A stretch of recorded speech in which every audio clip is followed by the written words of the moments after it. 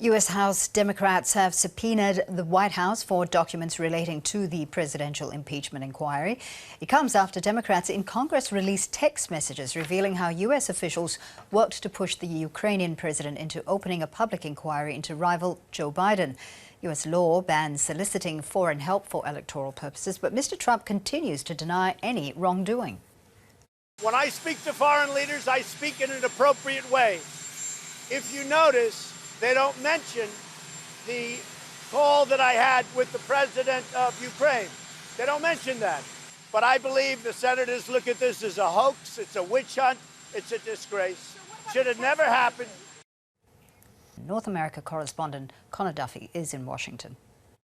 Congressional impeachment investigators have continued to make their case that President Trump used military aid promised to Ukraine by Congress as leverage to get an investigation into his highest rating political rival Joe Biden over the line. And it's absolutely fascinating stuff. It's the kind of communication between diplomats that we don't usually see. So I'm going to read one of them out.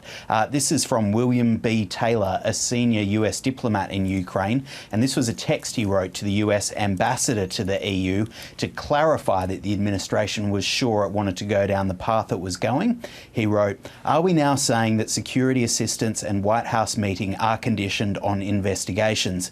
As I said on the phone, I think it's crazy to withhold security assistance for help with the political campaign."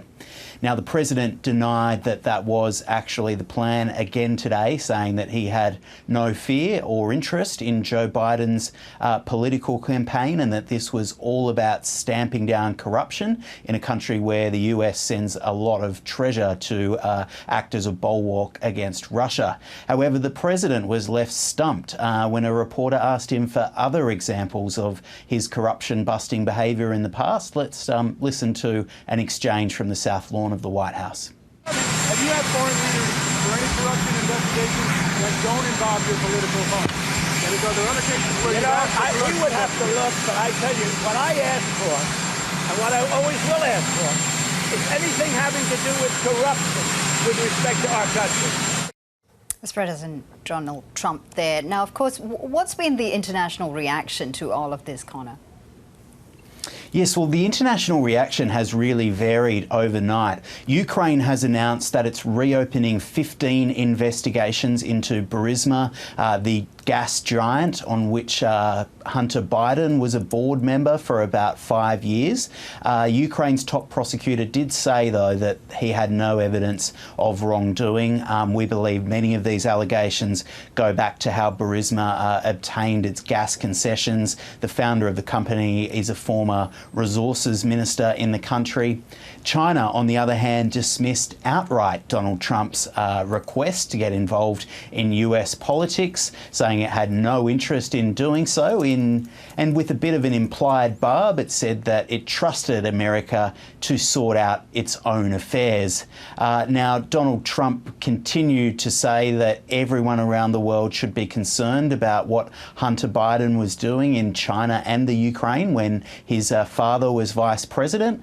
Let's have a listen to what he had to say about that. But I can tell you, just as an observer, what I saw Biden do with his son, he is pillaging these countries and he's hurting us.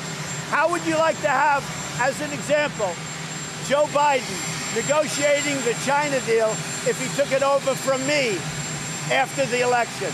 He would give them, he would give them everything. That's the US president there, Donald Trump, making accusations against Joe Biden and his family. Now, these accusations, particularly in Ukraine, have been investigated many times before, and what the president's saying, investigators say, just doesn't stack up.